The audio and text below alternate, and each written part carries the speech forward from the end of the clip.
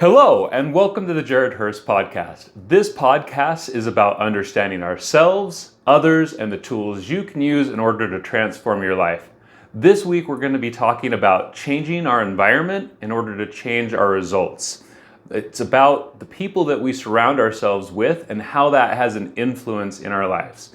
And so luckily, we have Kari Anderson with My Mind and Body Collective with us again this week. I'm so excited to be able to talk with you again. Yeah. Because I feel like you have some really great insights. I love hearing the way that you think and look through things. I know we talked a little bit about this topic. You had some really interesting insights about how in your life, where you've done some volunteering and how that environment has had, you can see that in action, how our environment has an effect on people. Yeah. Okay, so Jared brought this topic up, and so it had me kind of thinking about it in the days leading up to our recording today.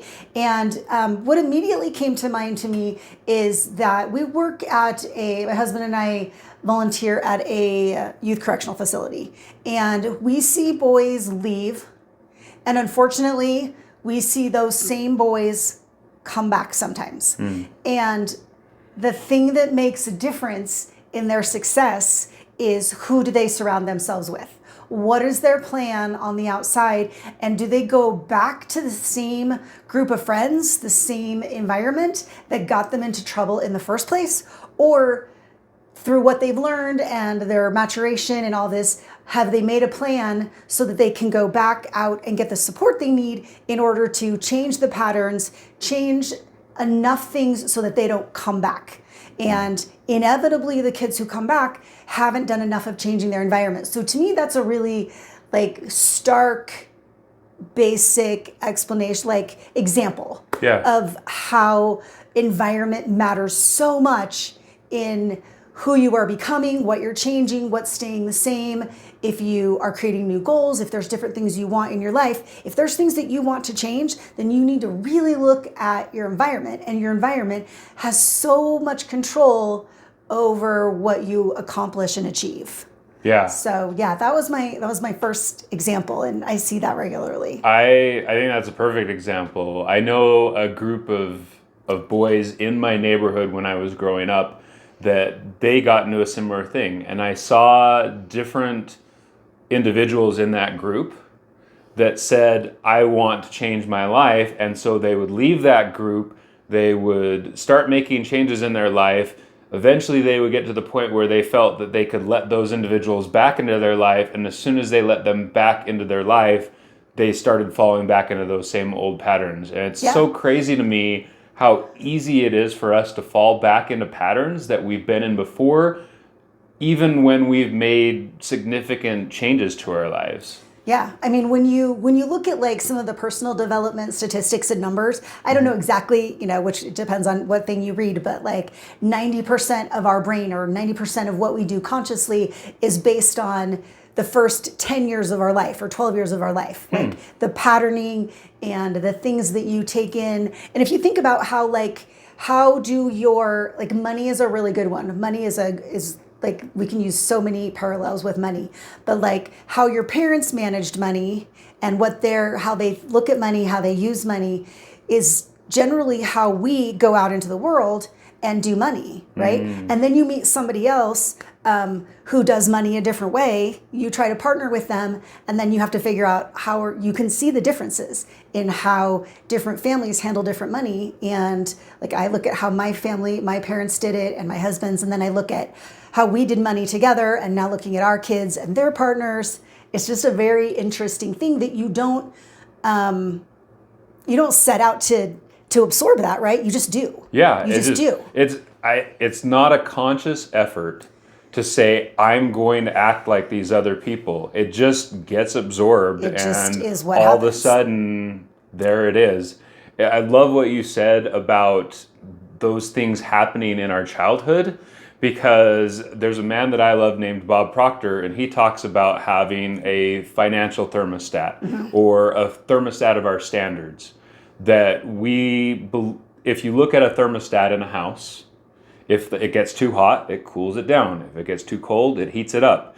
And so he talked about if you have a thermostat that I need $20,000 in the bank, you get 26 in the bank, all of a sudden, oh, it's time to go on a trip. Let's go on vacation. We have this extra money. I can take my foot off the gas. Exactly. You all of a sudden you get too low. You start being more thrifty and watching your finances. You maybe go get a second job.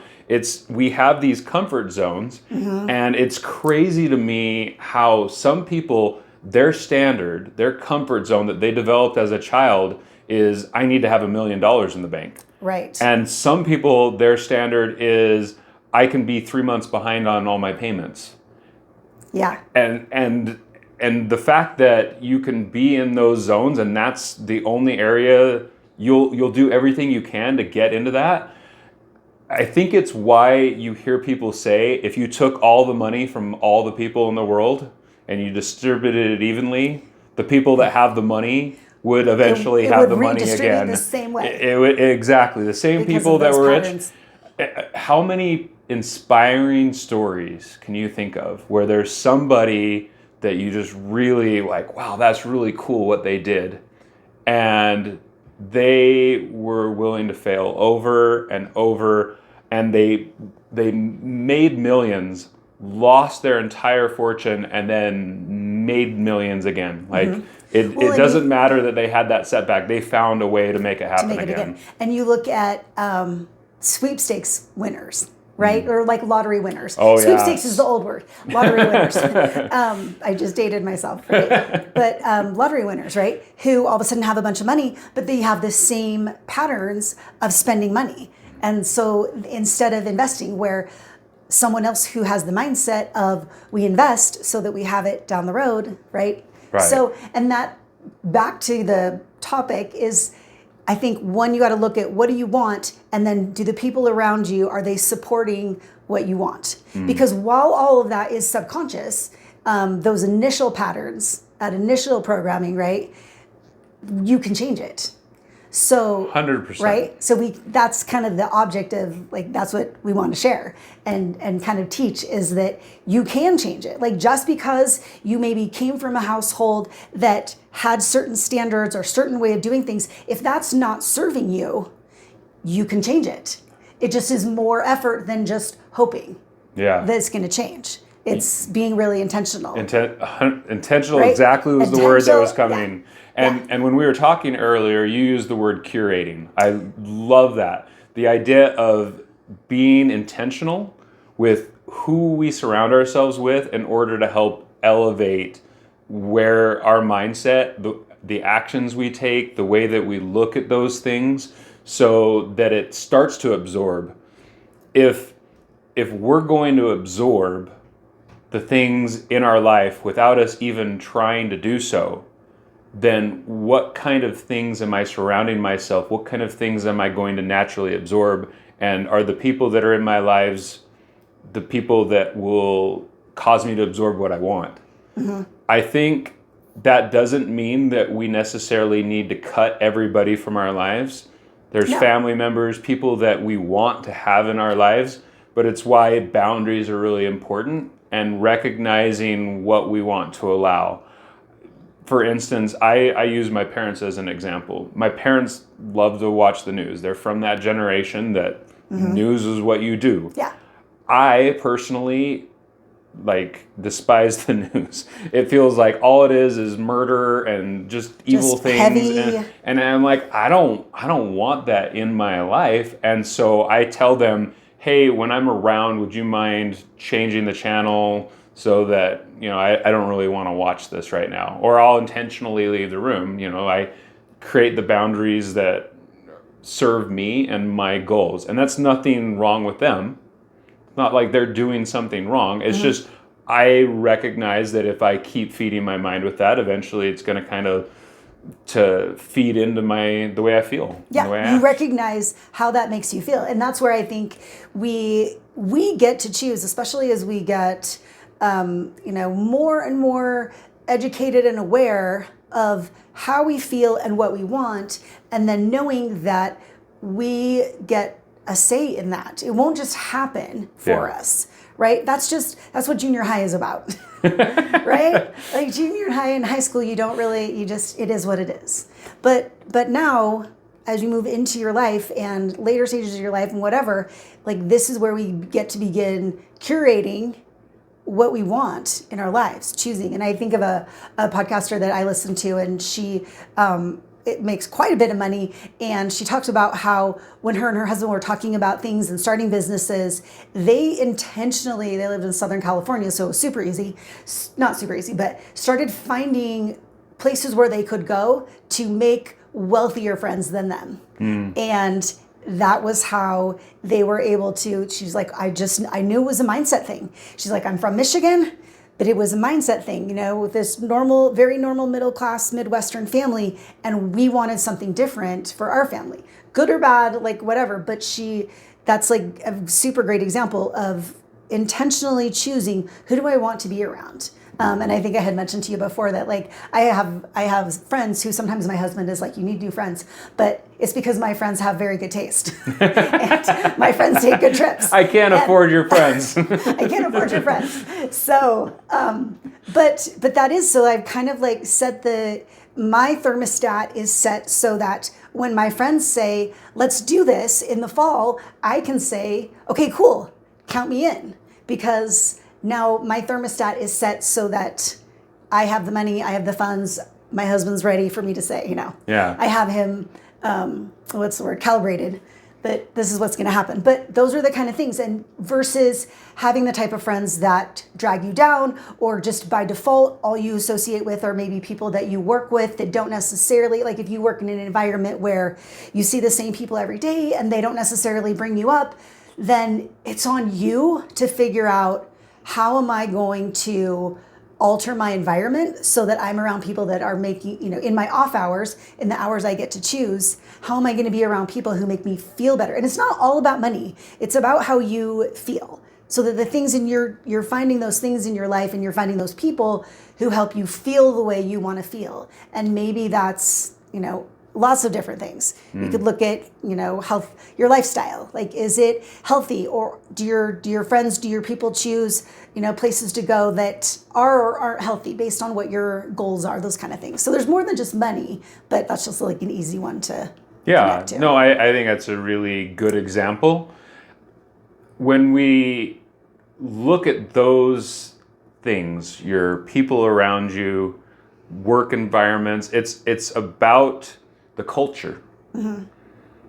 I was in a real estate team, and our culture was very much not focusing on everything that was going on outside of ourselves. It was about a growth mindset and focusing on how we could be successful in whatever environment we were in. Because real estate's one of those things. There's ups and downs, and there's lots of changes, and it's always, modifying what you're dealing with. It's really easy to get this negative mindset and get down, and then all of a sudden you start having these negative results. So instead of talking about all the ways in which things weren't going to work out, we would celebrate the people that were having success. We would look at what they were doing, and it's like, how can we adapt our strategies in order to be successful in this market? Because no matter the market, there's always people that are successful. And with real estate, the numbers of agents can change dramatically. I know at one point in the state of Utah, I don't know what they're at now, there's 30,000 real estate agents, 30,000 active licenses for 3 million people. Well, there's at least one less. There you go. And so it's like, the mindset was, I just have to be better than them. If I'm in the top 1% of real estate agents, I'm going to be successful. Or I can look at it and say, well, it's a really hard environment, so I should get out. So what do you feel like is important for you to surround yourself with? So if you were able to choose now, so say you were a team leader, what would you do? Like, what would you do in order to cultivate the kind of team that you would want? I think, as I've looked at real estate teams that I've been on, and I've seen what causes success. I think it's a balance of having a can-do attitude, having accountability, having the right types of action, and having the right mindset and the right emotions. Real estate is one of those things.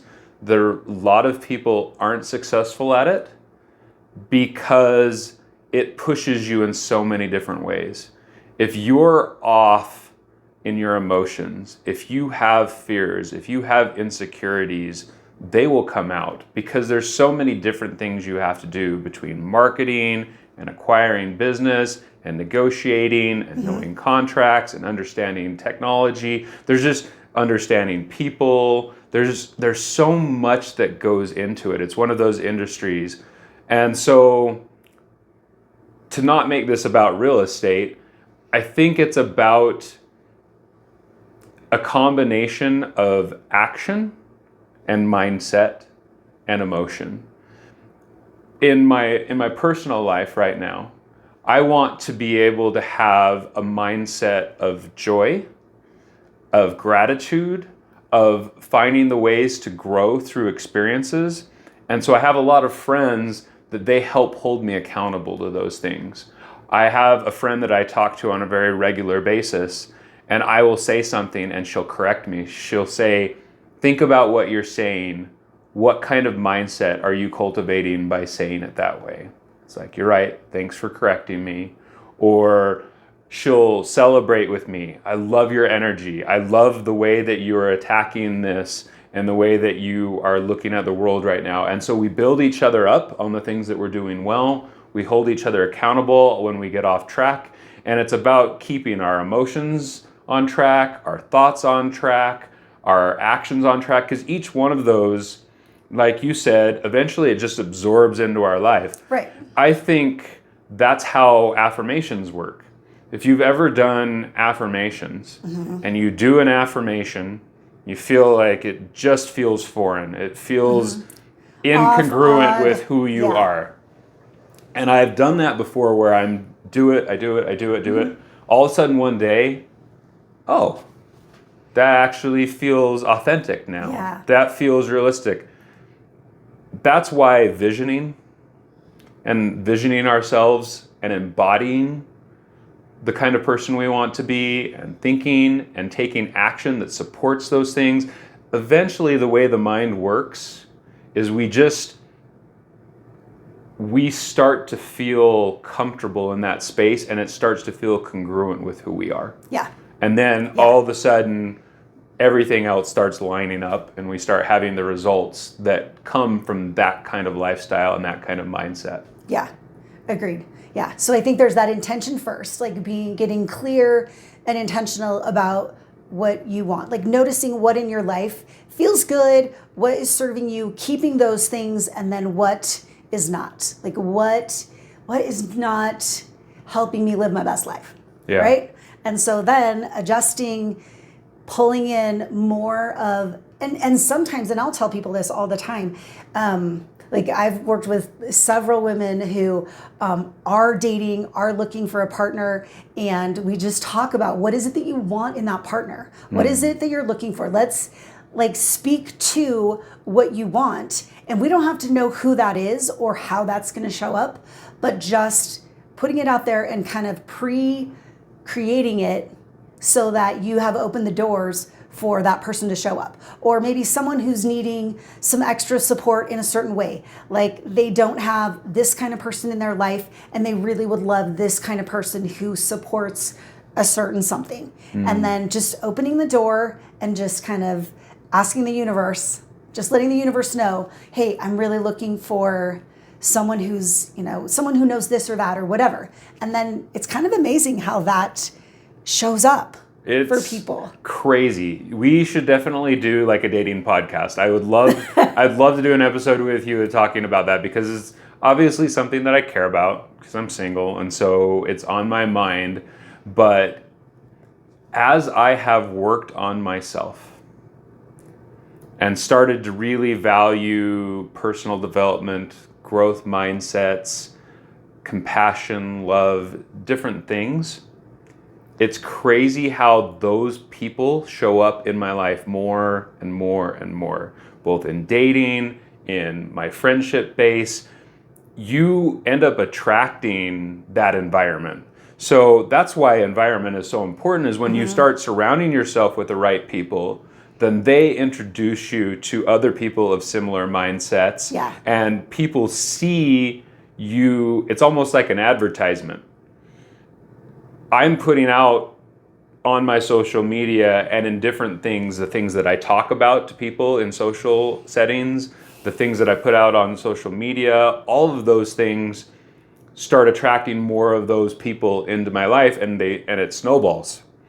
So what direction are you snowballing your life right now? Yes, 100%. And do you want to change that? Yeah, and I really, as you talk about that and lean into that, I think it's also important to address again, and you mentioned you don't have to cut people out who don't support that, because you don't have to make a big deal out of it. Like, they are going to tell people this all the time. As we work on raising your vibration and that vibration elevating, certain people are just not going to feel comfortable around you. And you don't have to make a big deal out of not spending time with them or whatever. They're just going to fall off because they don't feel as comfortable anymore, because that's not where they're vibrating. Or that's they're going to elevate to your level. Or they may go up there. But if they're not doing anything about it, right, they're just going to fall off. And it's no big deal. And in the case of family members, you have whatever amount of interaction you want to have, and you don't make a big deal about the other. It just will be what it is.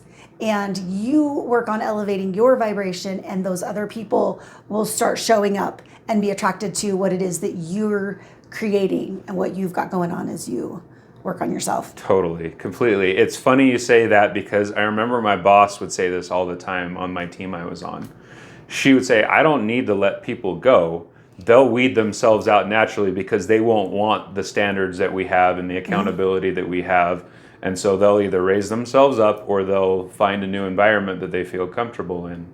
So I love that. So there's this mix, right? Now, so I'm thinking there's both. There's curate your environment, so you have people supporting you, and then also internally you raise your vibration so that you attract in those people that are going to support what it is that you're trying to create and have in your life. For sure. And I was just talking with somebody about manifesting. We were talking about how to attract things that you want into your life.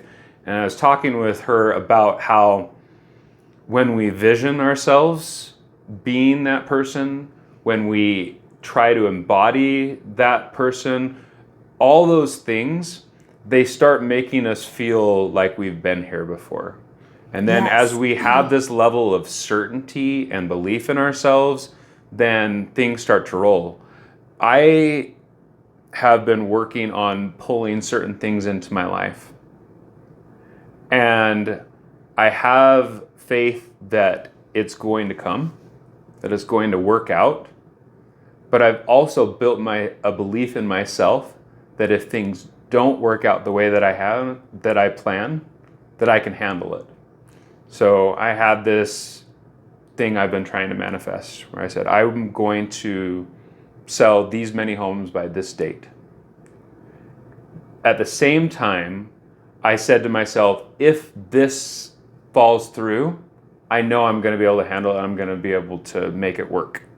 And so as we create safety for ourselves and certainty and belief and faith, it just makes it that much easier to bring it in.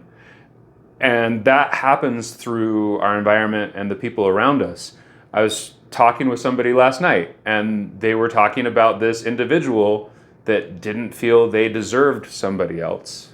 And so what did they do? They started having actions that created that, self-fulfilling prophecy. They sabotaged it on an unconscious level. Right. They sabotaged themselves without meaning to, because they didn't feel. And so you have to start changing this internal belief system and have people that support you in changing that internal belief system, because it does have such a massive change on our results. Yeah. I'm somebody that's very based in logic. somebody that wants to have evidence of things and scientific method, all that stuff. And I don't know if manifesting and law of attraction is some magical thing where we put out an energy and it just pulls it in, or if it's just something more basic where because of our beliefs, we start making little changes. Our voice inflection is different. The action we take is different. The things that we notice is different. And all of a sudden, those little things all add up Yes. to us creating something. Whether it's one, the other, or both, I don't really need to know. I just need to know that if I surround myself with the right people and I have the right mindset, it will start affecting my life. 100%. Well, and I think that that's what, unfortunately, a lot of people who get into manifesting, they want to just be able to write the words on a board and read them every day and have them happen without taking action. Yes. And I think that's the missing magic to manifesting, is that you also have to act in a way that you are on your way to getting that thing. And I have manifested a couple amazing things, and there's one that you would be intrigued by, but because it happened when we were on the same real estate team. Oh, okay. But I just kept working, and we made a board one day and I put pictures on it, and then down the road it just kind of showed up. I had put pictures of Thailand. I had just decided when we were making this board that I wanted to go to Thailand, and I put pictures on there, and then about 3 weeks later a friend called me, one of my friends who has these high standards and does really cool stuff. She's called and she's like, hey, here's this trip. Do you want to go to Thailand with me? I love that. And see, logically, I have no explanation. I mean, maybe if you said something to her in passing or whatever, but if she just calls you out of the blue and there's no hints that you've dropped or anything you've talked about it, I have no explanation for that kind of stuff. But who cares? It works. That happened in September. I called my husband, who was in Romania, so he didn't really have a leg to stand on to say, I don't think you should go to Thailand.